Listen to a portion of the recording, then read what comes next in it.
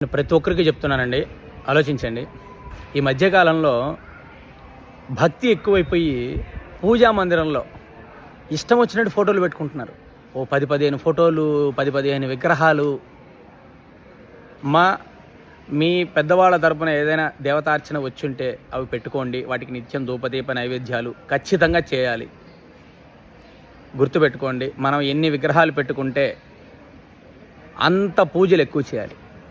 ఎందుకు అనంటే, మన ఇంటికి ఒక అతిథిని పిలిచినప్పుడు అతిథికి మనం ఖాళీ కడుపుతో ఉంచం కదా, భోజన తాంబూలాలు ఇవ్వాలి కదా. దేవతామూర్తులు కూడా అంతేనమ్మా, దేవతామూర్తులు కూడా అంతే. ఆలోచించండి, సింపుల్గా 1-2 పెట్టుకోండి. రోజు నిత్యం ధూపదీప నైవేద్యాలు చేసుకోండి. అది చాలా మంచి ఉత్తమమైన మార్గం.